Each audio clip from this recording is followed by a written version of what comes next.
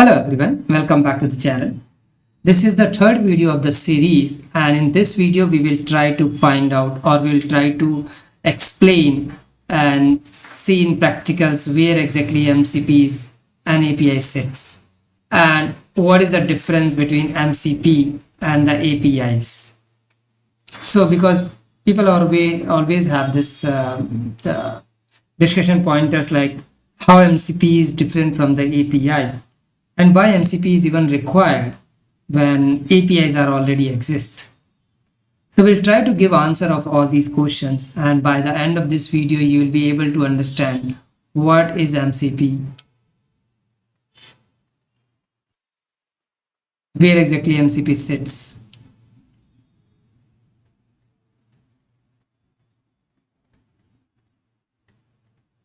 So when I say where exactly MCP sits in the programming, where exactly MCP comes into the picture, right? And the third one, and the most important, the MCPs versus the API. You'll be able to distinguish how they are different and why we still need MCPs even if we have APIs all exist in our systems, right? So let's start with the very basic one, what is API and how API actually works, because that's where we will try to find out the difference between the MCPs and the API. So in simple terms, if I talk about what is API, you have one program A, which interacts with another program B. Let's say this is a program B, and this program A interact with program B with the help of a endpoint. So basically program B has a API, the endpoint, which is exposed to program A.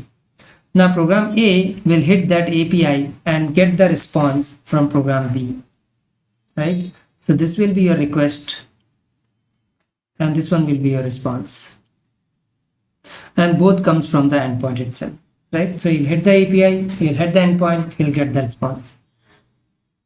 But is it that simple? Because in the real world we don't interact with one service, there can be multiple services, right? And that's how it works. So if I talk about the real world example of for the APIs, right?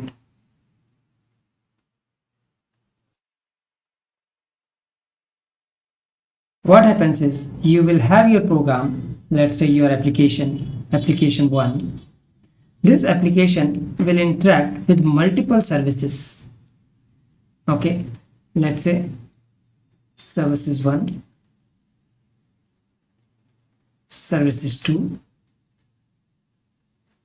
service 3, and each one will have its own endpoint. Okay, now how it works is basically application 1 will hit all these endpoints as a request and will get the response back out of it, right? Now what developer does here is basically, what is developer task here? Developer task is to call these APIs. Okay, it basically call these APIs. Now when to call, how to call,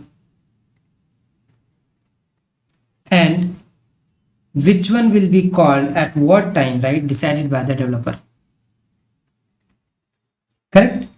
Now these API calls will be decided by the dev team itself. Apart from this, they do error handling also, right? So if API doesn't respond, what should be the error?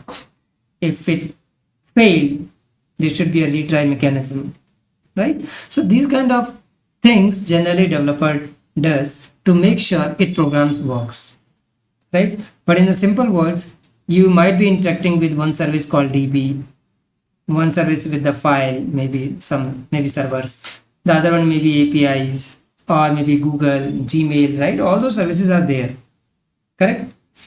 And now you are the one who is deciding when to call, which to call, how to call, what will be the request, what will be the response. Everything will be decided by you as a developer, And that's how the API works, right?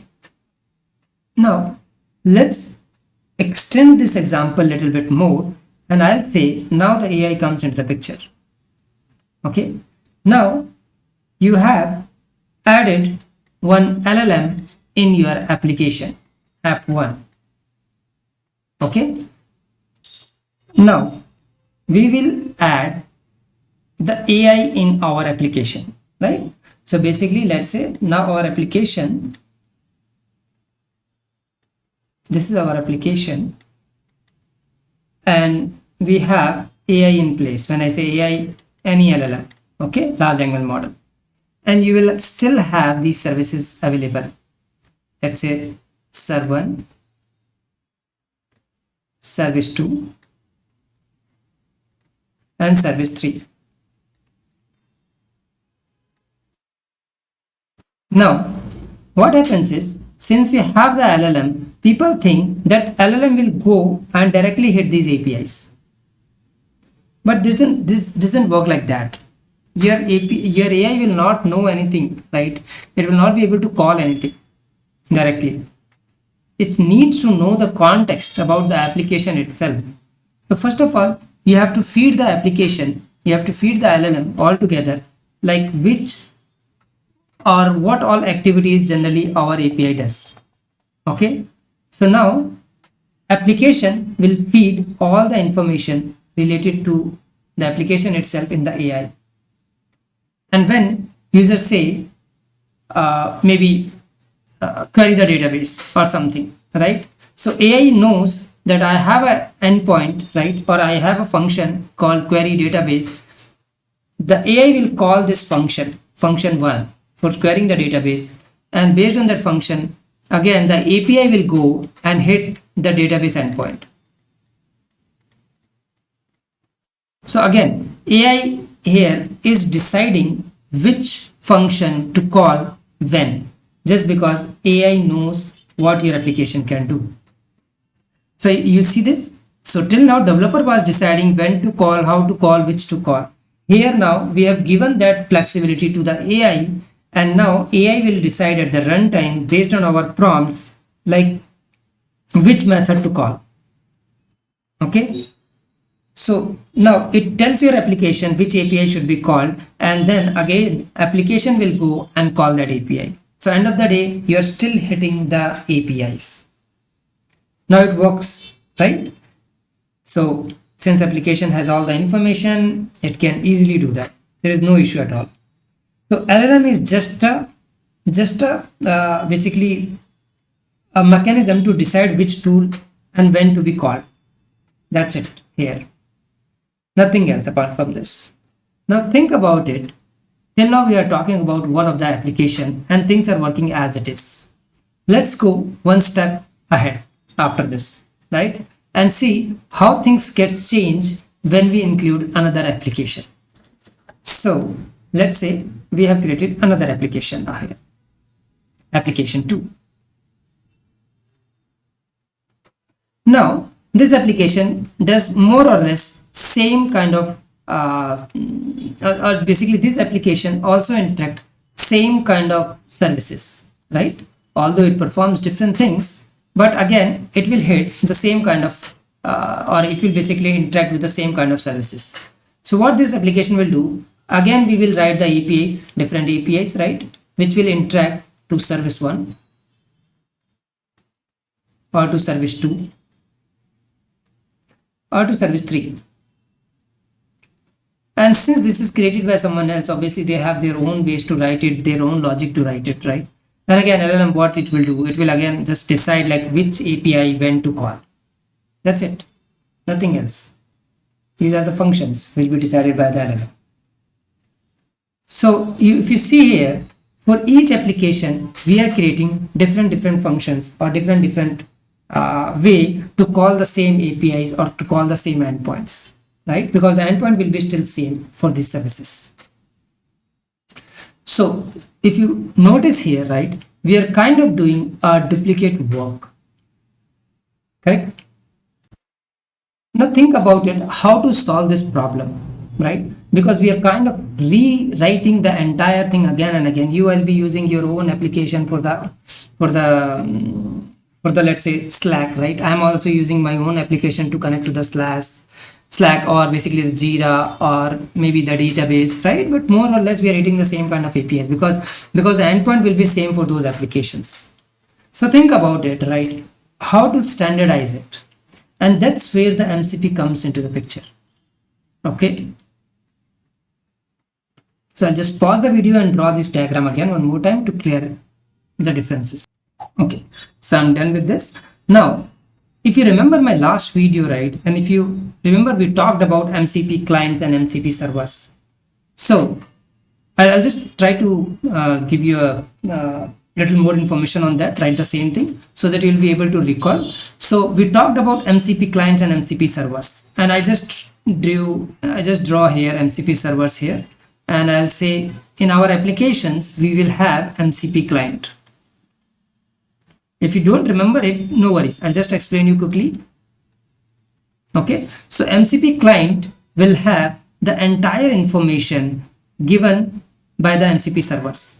Okay, so MCP client know like what all tools are present in MCP server, and when I say MCP tools in the MCP servers, the MCP server actually internally contains these endpoints. So MCP server know for the Jira how to create a new task, or how to close a task, or how to create a user story, right? All these are defined under the functions, and each one will have their own endpoint and the functions maybe, right? Now these functions are exposed to the client. Client know like what all functions this MCP has, or what all functions this MCP server has, right? So all these functions are already visible to MCP client. Now if you see here properly, not every application has to write a separate call to call these functions, right? What they need is basically to integrate MCP client with the MCP server, so that the methods will be easily visible to the client, and client can call these methods. So technically we are just creating an MCP client and creating a connection from MCP client to which server we wanted to connect. Now your application will say, I want to create a Jira. Now this task will go to LLM. LLM will call the MCP client with something like, let's say, Jira create task, something like that, right? Maybe a function or API. Now this tool will be visible to MCP client. MCP client know how to connect to MCP server. It will quickly connect, call that API, and give you the response. Now each application doesn't has to define their own way. So MCP servers or MCP clients, right, basically comes into the picture where we wanted to standardize the things, right? So within one organization, or maybe in the many organization, right, it will be like a standard. Now everyone knows like how many programs Jira will expose as an MCP server. The only thing you have to do is you have to invoke those functions as and when it is required in your program, right? So that is the difference between MCPs and the APIs, right? Now you don't have to worry about how to log in and all those things, right? Because this all will be taken care by the MCP server itself. Our client will be connected to MCP server, finding the tool, and this finding the tool is sometimes called discovery. So don't get confused when someone will say, right, okay, is it able to discover the functions or not? It can, and that is called discovery. So if it is not able to discover those functions, it means the discovery is failed. Okay, think about it. Are we not doing the same thing till now? Sometime in our organization we create a service, right, or we create a self-service kind of application which will be kind of common across so many applications, right? We does, right? But the only catch is it will be used within organization itself. It cannot be used outside the organization, and they will have their own way to connect the database, to connect the Jira, and to all, right? And that's what we see when we change the organization. We see the way they are calling, right? That's a difference. But the MCP is a game changer, right? And it will help the LLM to identify, to standardize the things and create the connections, get the results, get the output. All those things will be standardized. So MCP are basically used to standardize the way we connect to different services, so that it will be like a overall standardization for the LLM, and it will make our life easy to connect, to install, to use, and all those things. So if I have to summarize, right, what MCP does is basically you have your application, right? Finally,